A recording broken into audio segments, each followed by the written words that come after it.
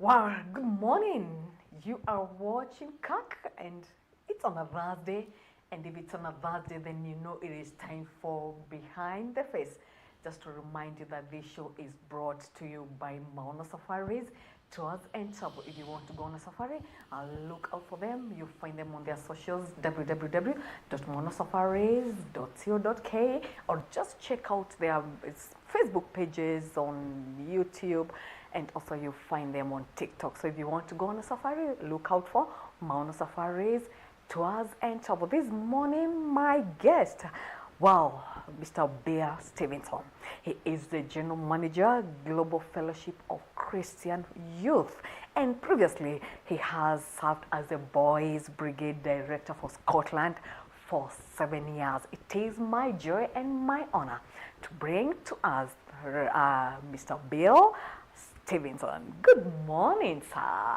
Good morning. Karibu Kenya, Hakuna Matata. Yeah, thank you very much. Glad to have you around. Thank you for inviting me on your program. It's great to be with you today, and I'm looking forward to the conversation. How does it feel being in Kenya, being in Africa? It's great. Well, I've been in Africa many times now. I think this is about my 10th trip to Africa. I first came out here in 2005. I had a friend who was one of the permanent secretaries in Zambia. So that's my first visit to Africa, and I think I was last in Kenya about 9 years ago. So it's really nice to be back in Nairobi and being able to visit the Boys Brigade here. What do you love most about Africa? Oh, that's a hard question. Probably the sun, because usually when I come it's very cold in Scotland, and I just love seeing the African sun, and the sunsets here are marvellous. And as I say, and usually Britain's actually having a heat wave at the moment, so I think it's actually warmer in London today than it is here. So, but it's great. I love the people. I've been able to do a couple of safaris, so I've enjoyed getting out and seeing different parts of Africa. Well, talking of safaris, we are known for safaris in Kenya. I know that. You need to visit the Masai Mara and see the wild-beast migration, especially it happens around this time. Yeah, that's definitely on my list of something. I've not managed to fit it in yet, and I don't think I'll have time on this visit, but I'd certainly love to do that at some point. I know you're a busy person from what to do, and you're going to share with us. How do you unwind? What do you do when you're not working? What do you do when you want to have me time? Yeah, I don't get a lot of me time sometimes, but I enjoy walking. So if I'm at home, I'm lucky. I live in a little village outside Edinburgh, so I can open the door and I'm up quite near the hills, so I can have a nice walk up the hills, or we have a few beautiful beaches nearby, so a nice walk along the beach is always a nice way to unwind. I enjoy going to the theatre a lot, so if I'm in the UK, often in the evenings I can get a night off and go to the theatre or maybe the cinema as well. But it's great. I'm actually quite good at switching off. Another trick I do is I take my watch off when I want to switch off, because that way I feel it's my time then, and I can do what I want then. Well, talking about the Boys Brigade, at what point in life did you join? Yeah, I joined the Boys Brigade when I was 8 years old, so 8 years old. 8 years old, so I've been involved for more than 50 odd years now, and we have what we call the anchor boys in the UK and in some countries. So now you can join the Boys Brigade when you're 5, but we hadn't invented that yet when I joined. So I started in what was called the junior section in Edinburgh when I was 8 years old, and I loved that. We had some very good leaders who looked after us well, and I've been involved in the Boys Brigade all the time since then.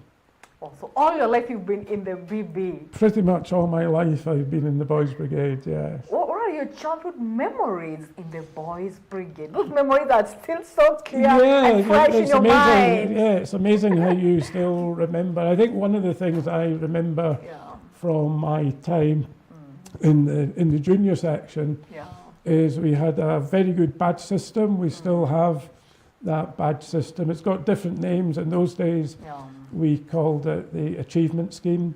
And I can remember you had to do lots of different things to get your badges. And the top badge was the gold badge in the junior section. And I can still remember getting my gold badge and how proud I was of that. And then when I was older, we moved up into what we call the company section, which is for the 11 to 18-year-olds. And again, we did a lot of different activities then. I wasn't very sporty, but we did a lot of quiz competitions and chess. We had a company magazine that I used to edit, and we also did, in those days, we did a lot of marching. So there were big drill competitions where my company would compete against other companies in the area. So I was in what was called the 4th Leith Company, which is in the north of Edinburgh in the port area, and our big rivals were the 10th Leith. So every year there was a big drill competition, and even the parents used to get excited about who would win the competition. So I've got a lot of good memories. That, and also the other thing I really loved was camping with the Boys Brigade. So we got, every summer we had a summer camp, and we went up the Highlands of Scotland. In those days we didn't have minibuses or anything like that, so we actually put everything on the back of a lorry, and we sat on top of all the tents and then drove up the road. It was about 80 miles away from Edinburgh. We used to go camping up a glen, and that was just, we had some fantastic times and a lot of laughs and a lot of good memories from there. Oh, good memories, right? Yeah, I agree, especially the camping part. I usually see also our children here, they really look forward to that camping part. I've not been to it, I really don't know what's so special about it, but do you feel the Boys Brigade shaped you to be the person you are today? Yeah, I think very much, because I often wonder, like, if I hadn't stayed on in the Boys Brigade, what would I be, what would I be doing now? But I think, because actually, I often say when I'm talking to Boys Brigade members, when I joined the Boys Brigade and when I was 10 and 11, I was probably quite a shy little boy, and you know, I never imagined then that when I joined the Boys Brigade that one year I'd be working for them in the UK, or that I would be visiting you know, Kenya or things like that. So you never know what God has planned for you, but I think as I grew up in the Boys Brigade, it helped me to develop a lot of skills. And you know, again, the idea of, you know, maybe being at a big event and talking to a couple of thousand people, that would have terrified me when I was younger. But slowly you build up confidence. So we started off maybe doing Bible readings or doing things in my own church in the Boys Brigade. So I think you can see how you develop those skills incrementally, and you become more aware and more confident. So now I'm quite happy. I've always been a good organiser, so I think the Boys Brigade helped me to develop those skills as well, because when I was a young leader, I was a company captain in the Boys Brigade. I was quite young. I was a company captain when I was 19, and in those days most of the other company captains were all in the 50s or 60s, so I was seen as a very young captain, but you know, you had to spend time planning the programme. Then instead of then going to camp, I was actually planning the camps, and so there's a lot of organisation needed to make those things happen. And I also got, in my 20s, I got quite involved in organising some national events for the Boys Brigade. That was across the UK, so I suppose I got used to chairing committees and things like that. So I say, so sometimes it's only when you look back now and think, okay, what I've actually really learnt over that time. And the other thing is, I've just loved doing it. It's always been very enjoyable as well. Or you held various leadership positions. Yep. what is this one thing that you feel you did best when you're in the leadership? One thing that you look back and feel, oh man, I feel on this I accomplished. Yeah, I think all the different levels in the Boys Brigade, I think we did a lot of things. All of them I'm very proud of. So when I was a company captain, one of the things we did then, it was quite unusual, is that we took our boys abroad for camp. So instead of having camp in the UK, we organised a couple of, one camp was in Malta in the Mediterranean, and another year we went to the Rocky Mountains in America near Colorado for camp. So I was very proud of those. We had a crazy camp one year where instead of having tents, we actually had boats on the Thames near London, and we sailed up and down the Thames for a week, and that just gave a great experience to the boys. When I was doing the Scottish job, I was very fortunate in that I was the director for Scotland, and we got sufficient funding that I had a really good team of 6 development workers, and we organised many different activities and events, and I think 2 particularly come to mind. One of them, we always in the BB in those days, we used to do a lot of things for the older boys, and I felt very conscious that we weren't really doing much for the junior section boys, so we decided to organise a sleepover for junior section boys. And in Glasgow, they've got a marvellous science centre. So there's lots of activities that the boys can do. They can play with different exhibits. They can do different experiments. So we spoke to the Glasgow Science Centre, and I was quite fortunate in that their chair used to be the president of the Boys Brigade in the UK. So we put our heads together. We organised a sleepover, and we had over 400 boys came to that, and they had a fantastic night in the Glasgow Science Centre, and we've still kept that going. So now there are regular sleepovers organised by BB UK for the members, and it just started off really just with one idea. I think I'm always quite good at coming up with different ideas. So and as I say, the team helped deliver that. The other thing that was a very memorable occasion is when it was the late Queen's Diamond Jubilee. The Queen was the patron of the Boys Brigade, and she always, every year, she used to send a telegram to our annual general meeting. But in 2012, they said we could take some boys up to Balmoral, her castle in Scotland, to collect the message.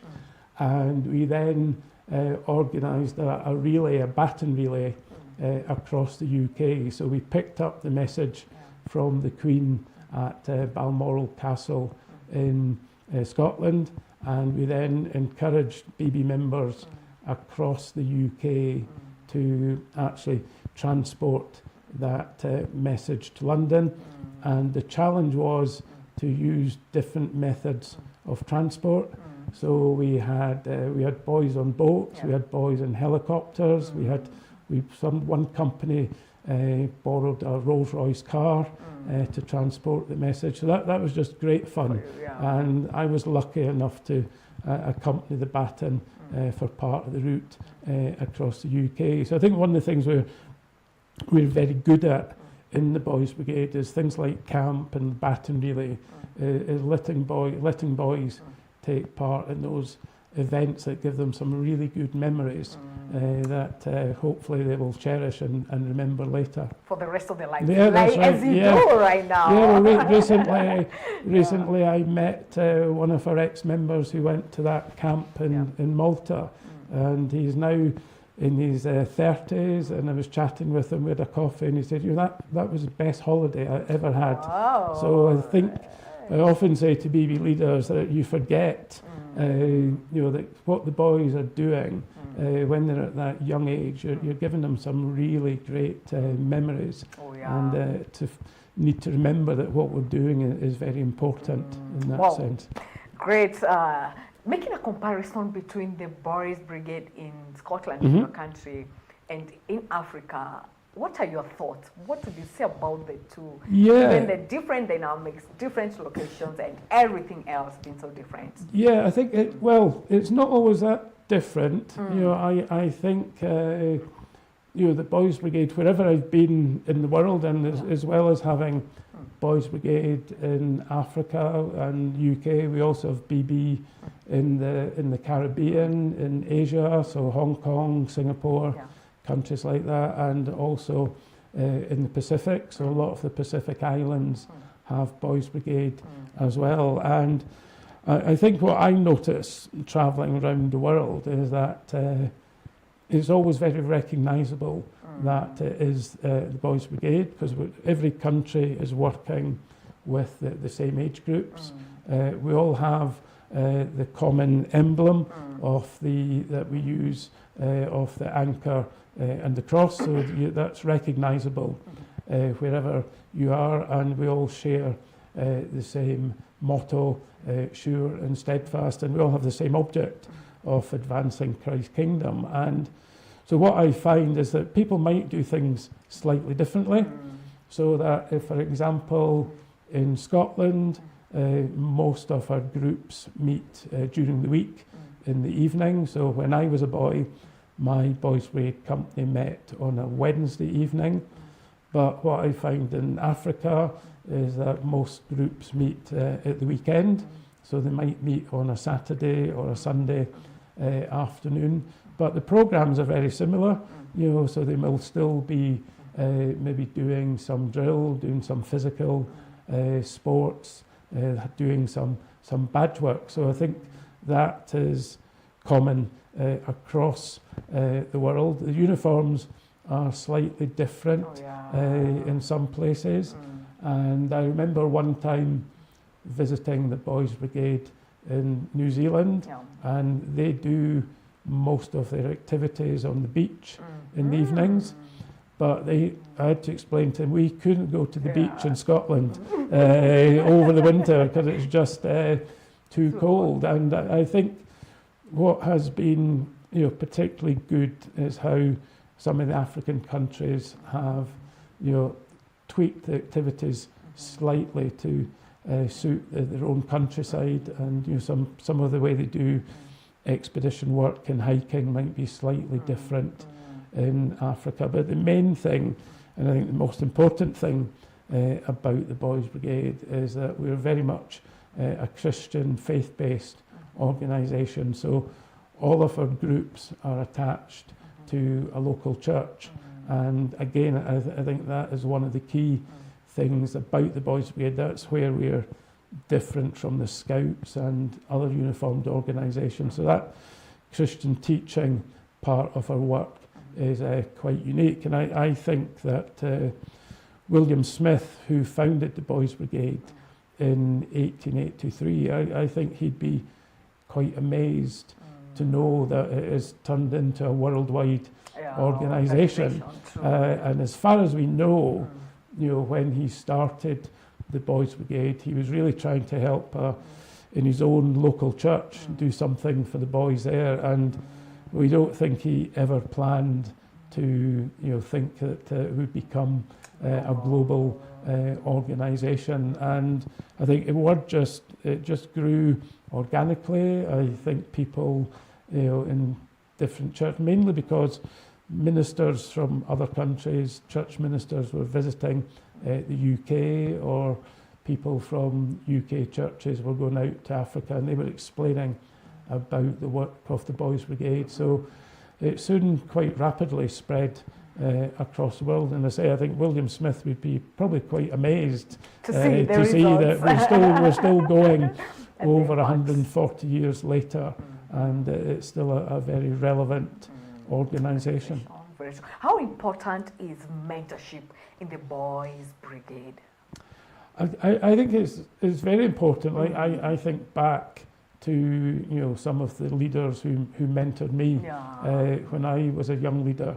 It's quite funny now because I spent a lot of time, and I was very active as a young leader, and now I go to things and I'm probably one of the older leaders, so I often remind you know, young leaders that I was a young leader a few years ago, and I still remember what it's like. I don't think, you know, very rarely do we have a formal mentoring process, you know, so nobody is really appointed as your mentor. It probably just happens informally, but I can remember my BB captain, you know, when I was 17 or 18, said, "Oh, maybe you could have done that a little bit better, or had you thought about doing that?" And, you know, I think a lot of the time it's these, you know, informal conversations. So maybe sometimes you're driving somewhere or you're taking the boys off in a minibus and you can have a chat about that. I think the other thing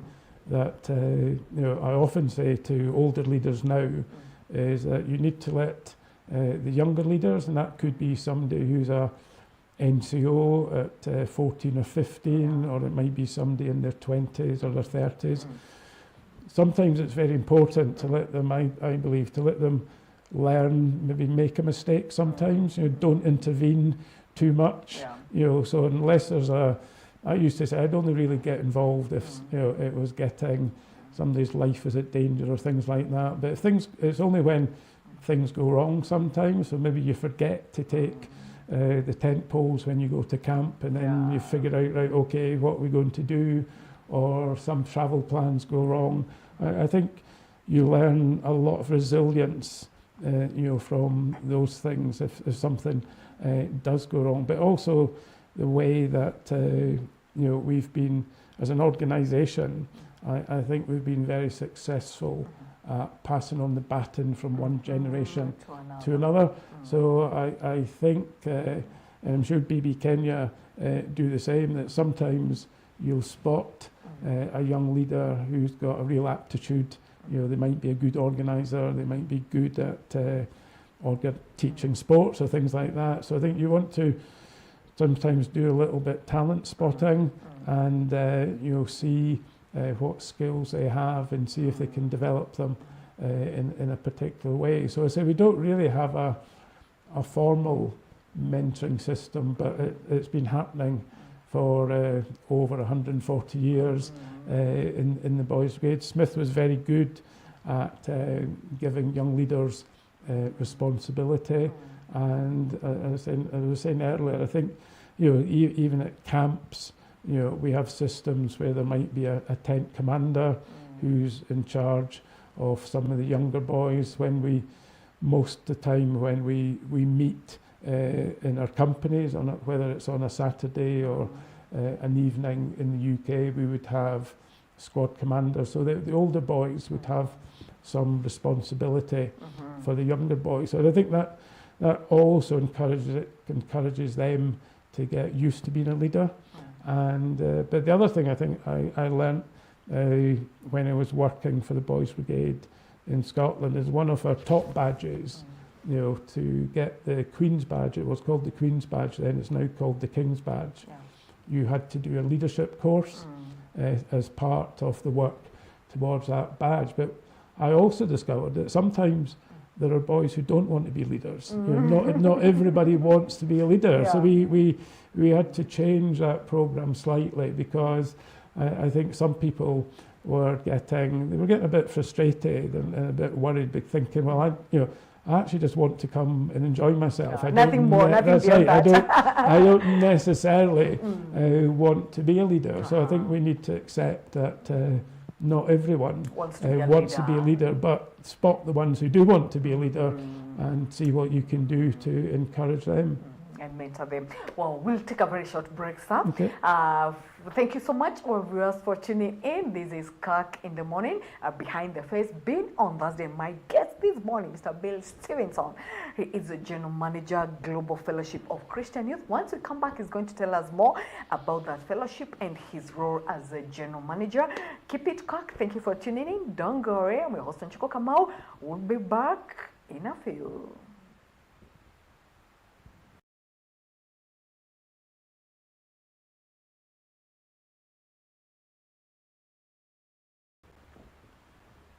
Welcome back. You're watching Behind the Face here at CAC TV. Thank you for choosing us. Thank you for making time to tune in. We cannot take that for granted. Truly, truly, we are grateful. And this morning, I'm your host, Wanjiku Kamau. My guest, Mr. Bill Stevenson. Wow, I'm so excited to have you this morning as we continue with this conversation. Let's now dwell on your role as a general manager in the Global Leadership of Christian Youth. You can start by telling us, what is it all about? Yeah, what's it all about? That's a great question. A little bit of history to explain, where we got to today. And as I was saying earlier, the Boys Brigade was founded in Glasgow in 1883, and it soon spread across the world. I think the first country to have Boys Brigade outside of the UK was actually South Africa. So the Boys Brigade started in South Africa, then it spread to Australia, New Zealand, other parts of the world.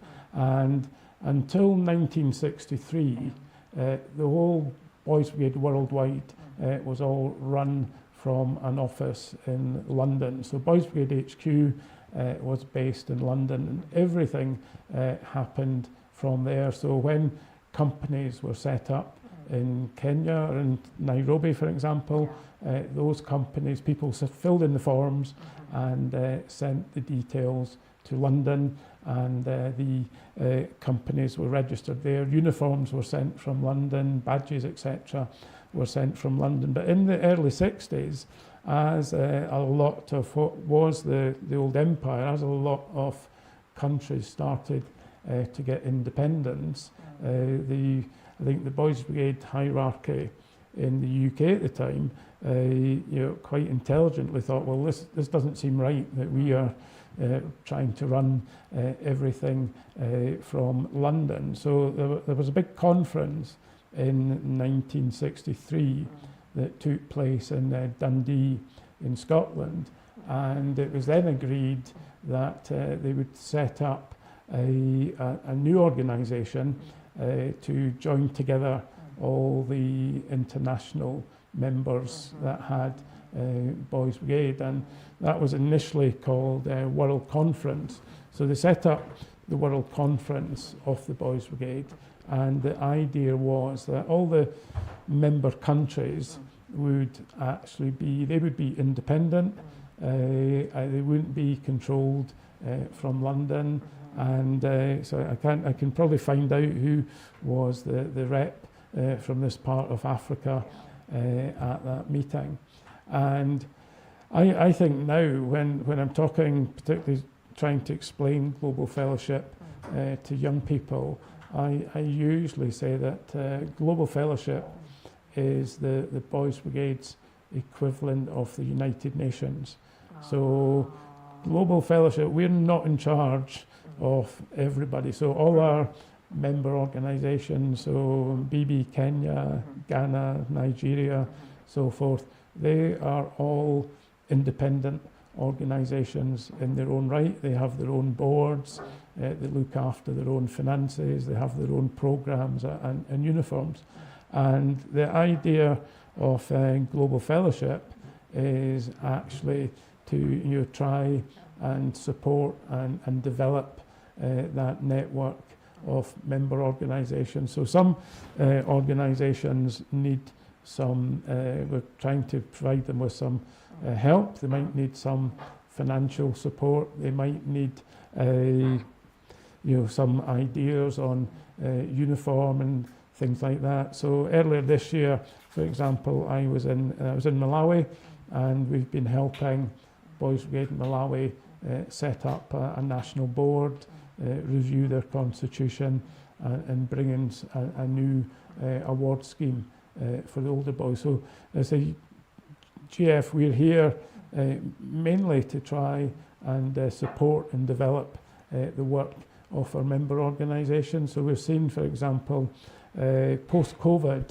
in the Caribbean, quite a lot of the islands maybe only have one or two companies now. So we've been trying to set up more new companies in the Caribbean, and the same in the Pacific. We're actually seeing some more growth in America, because a lot of American churches are actually getting pastors from Africa. So they've been setting up Boys Brigade, which is very exciting. So later this year, I'll be visiting. As I say, that's really what we're doing at Global Fellowship. And I think it's also very important, and I always mention this I was talking to some BB members here yesterday to say that you're not just a member of your own company, and you're not just a member of Boys Brigade Kenya, but you're actually part of a worldwide international family. And I think it's very important that all our members realise that they're part of that international network as well. Oh, it's a global family. That's right. You say it's a global family. And now you as a general manager, what are your roles being the GM? What's my role? Essentially, I'm like the chief executive of Global Fellowship. So we have our own trustee board, so with a chair. So I report to our trustees and chair. We have I have a part-time role, although sometimes it doesn't seem like a part-time role, as you can imagine. We also have another part-time worker. We have an African development manager, Masauso, who is based in Zambia. So we've actually got our own 3-year development plan. So we had our council meeting. We don't have an annual AGM. We have a council meeting because of cost. We have a council meeting every 3 years. So last year we met in Accra and Ghana, and we signed off on a 3-year development plan. So some of our targets in that plan is that we want to try and establish Boys Brigade in more companies in Africa. So we're actually doing some training in South Sudan at the moment. We're helping in other parts of Africa. We're helping to set up new companies. As I said earlier, we want to make people more aware that they're part of that international organisation. So to achieve that, we have a newsletter that goes out to any BB leader in the world can sign up for our newsletter. So that goes out to a number of people. We do a lot on social media, just highlighting what work is going on in different parts of the world. And the other thing that's very important to us, we were talking about mentoring earlier, is the whole thing about trying to develop and empower young leaders across the world. So in Africa, part of the reason that I'm in Africa this time is 2 weeks' time we're going to have a conference for young leaders across Africa. So that's BB leaders who are between 18 and 30, and we're running a training event conference for young leaders. I think we've got 12 different African countries going to be represented, and that's taking place near Ndola in Zambia, starting on the 22nd of August. So there's in one sense we're quite a small organisation. We don't have a lot of staff. There's really just myself and Masauso, but I hope we have quite an important reach across the world. And I frequently, I think, today we are so much better connected. So most days I will get messages or questions from different parts of the world, maybe asking for some advice on uniforms or programs or badges, things like that. So it's a real privilege to enjoy, to actually be able to have a role like that. And I think because of my experience in the UK, I'm able hopefully to be able to bring some useful guidance to our members. So, and who funds this organisation? Where do you get your funding Where do from? we get our funding from? We're quite lucky in that when World Conference, which became Global Fellowship, when that was set up in 1963, I think there was at that stage, there was an international fund which was given to Global Fellowship. So over the years, that fund has been well invested. I'm not sure if people are familiar with the term like an endowment fund. So that amount of money that we have in the bank, that produces an annual income, and we use that income to cover most of our costs. We also we charge a small subscription to our members. Now, some countries, not every country can afford to always pay their subscriptions, but we get a good chunk of income from that. And then we've also been, over the years, we've been quite successful at doing some fundraising to support our work. So we're relatively, okay financially. We'd always like most organisations, we'd like to have more income, which would enable us to do even more work. But so at the moment, we haven't had to struggle for finances, but it's important to say that I've been talking a lot to the UK government, because they have cut their funding for international aid. So before we were able to access some international aid funding. So I'm hoping, I've got some friends in Parliament, so I've been lobbying them to see can we get that, can we reinstate some of the funds that was there before, because the one thing that's very difficult at the moment is to get funding for international youth exchanges, because I would dearly love to be able to take some young leaders from Africa and bring them to the UK, or take them to the Pacific to see the Boys Brigade in other parts of the world, but there's not a lot of funding available for that at the moment. But we keep praying and we keep living in hope that we see if we can get those funds reinstated. Well, what gives you most joy when you're working with the youth? And because these are the young people, what gives you joy and satisfaction? Yeah, I think they often say working with young people keeps you young, and I just find it's just great fun. Like yesterday, there were some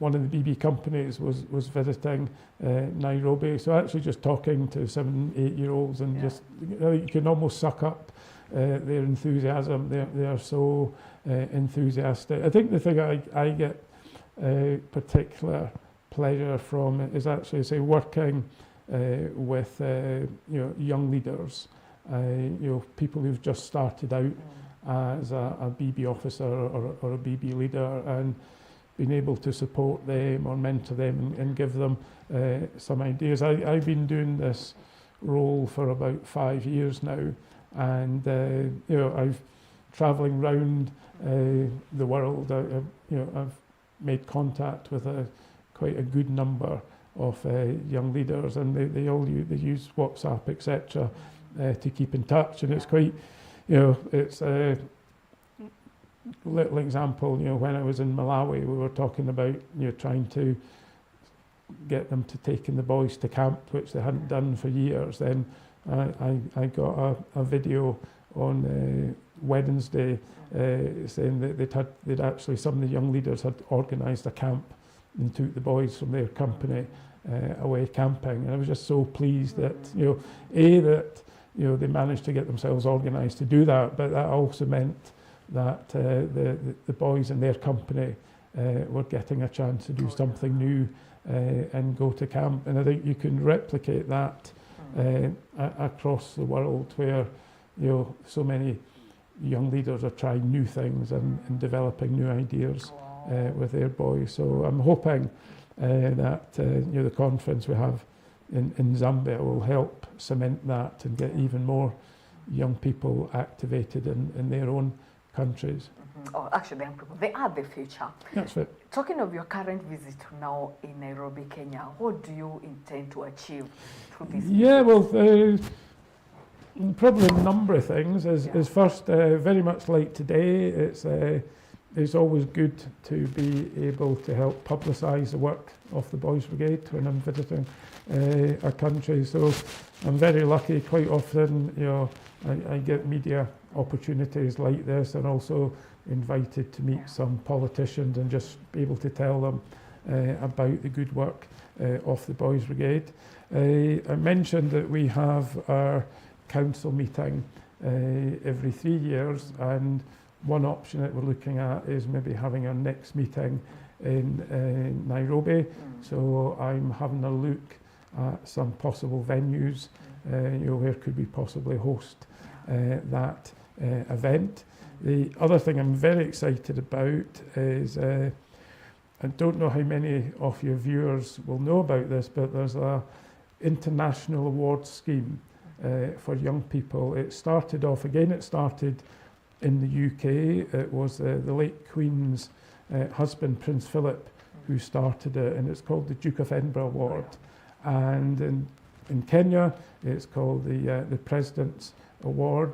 And to get that award, young people need to do 4 different things. So, they need to volunteer in their community, they need to do some sport, have a physical activity, they need to have a hobby, and they need to do an expedition or a hike. So at our last conference, I'm involved in the Duke of Edinburgh Award scheme, and I'm on their board in Scotland. So I was in our last meeting last year, we were encouraging member organisations to get involved in the award scheme. So I was really pleased that Boys Brigade Kenya have now signed up and have started offering that award for their senior boys, which is a great programme and a great way of motivating some people. So after this, we're going to go and visit the International Award, the President's Awards Office in Kenya, and meet the staff there who are helping BB Kenya deliver the award. And I think the plan is that on Saturday we're going to meet some of the boys who've just started doing that award. They've started at bronze level, see how they're getting on with the award, and hopefully if there's some free time left I might be able to do a little sightseeing as well. Yeah, so it'd be nice to see a bit more of Kenya. Well, no, talking of the good work and all the achievements, I'm sure it has come with its own challenges now that you are leading a global fellowship, and there is the aspect of culture, barrier in language. What are some of the many probably challenges you come across on a daily basis as you execute your assignment as a general manager? Yeah, I think probably the biggest challenge is actually time zones. Oh, I know. Because we are, and I think the particular challenge in the UK is that some of the year we're on GMT, other times we're on British summertime, and one of the issues that we have, this sounds a little bit funny sometimes, but we've tried organising some international Zoom calls. We have, to help publicise Global Fellowship, we have a GF week which normally takes place in the run up to Pentecost. So quite often then, and other times of the year, we try and organise a get together on Zoom. And what we usually find is some people are trying to log on an hour before, or often the call will finish and an hour later people are saying, I'm trying to get in, and we say, no, you missed it. I think sometimes as well, I think in Africa the networks aren't always so stable, so sometimes they fail. So sometimes people want to join a call, but they can't get in, or I will occasionally, I usually try and speak to our development manager in Africa every week, and sometimes we can connect, sometimes we can't, so that can be a bit frustrating.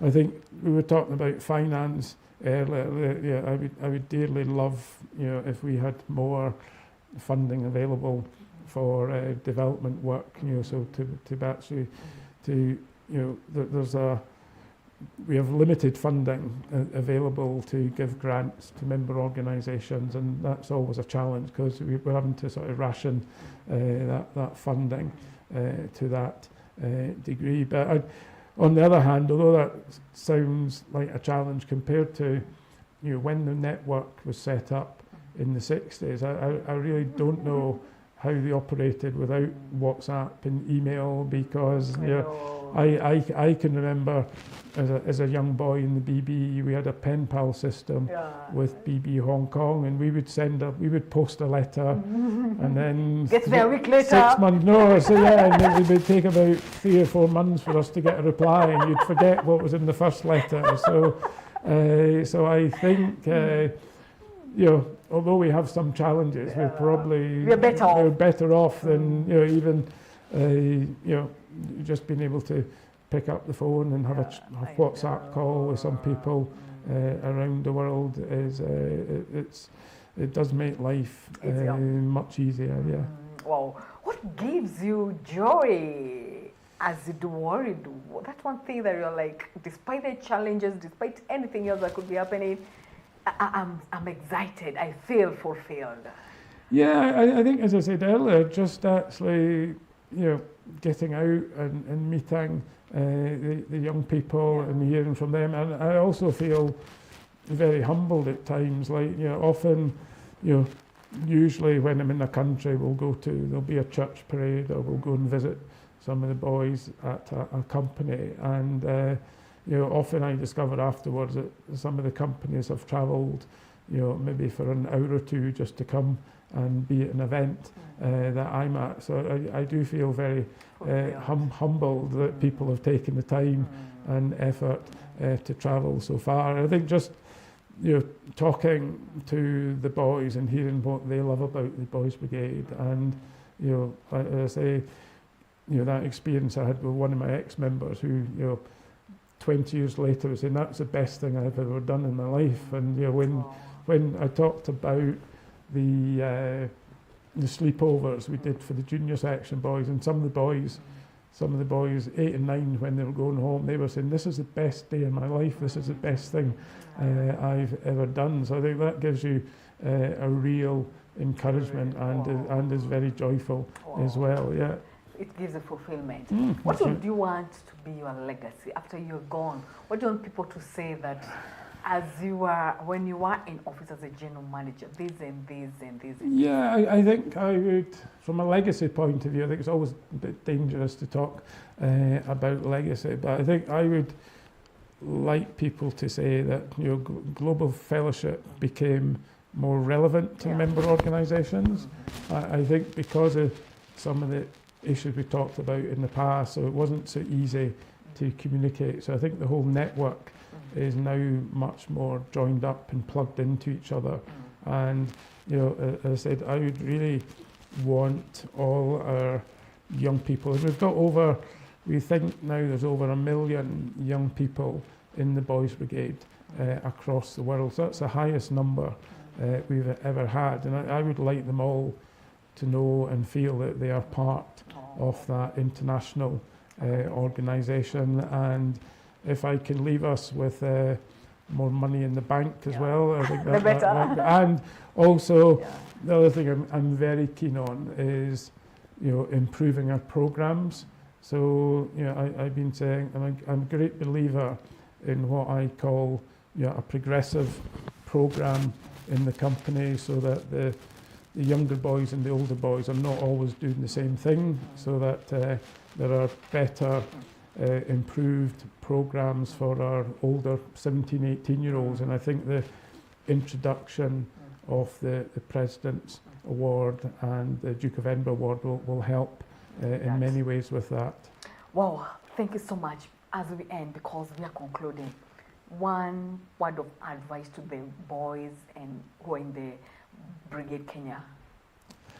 I think my advice to any BB member, whether it is in Kenya or whatever, is that always give new things a try. Don't be afraid to try something new. I think when I was younger, as I said, I used to be quite shy, I was quite cautious. So if we were going climbing or canoeing, I'd always be, oh, I don't really want to try it. And then I discovered later that I loved some of those things. So if you're in the Boys Brigade, or if you're in the Girls Brigade in Kenya as well, and you get an opportunity to go to an event, you get the opportunity to go to camp or try a new activity, I would say, just seize that opportunity and go with it. Because I never thought, as I say, when I was a young boy, I never thought I would have this role. And the next general manager for Global Fellowship is out there amongst our membership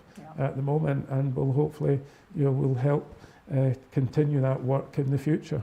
Wow, you're watching? Don't be afraid to try. You tried, that's the reason why you are where you are. Yeah. Thank you so much, Mr. Bill, for making time to be here. Thank you for visiting CAC Studio. Thank you. And we wish you well during your brief stay. I know you're not here for so many days, but we wish you well in everything that you're going to do.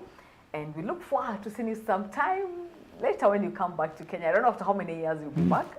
I'm not, well, I might be back in 2028, you never know. It's okay, we wish you well. Pass our greetings when you go back to your country. And thank you so much. It was an honor having you here. To you all viewers, thank you so much for keeping it CAC that has been behind the face. And this morning, my guest, Bill Stevenson, he's in the country purposely for the Boys Brigade Kenya. And it was glad having you. See you next week, same time, same place.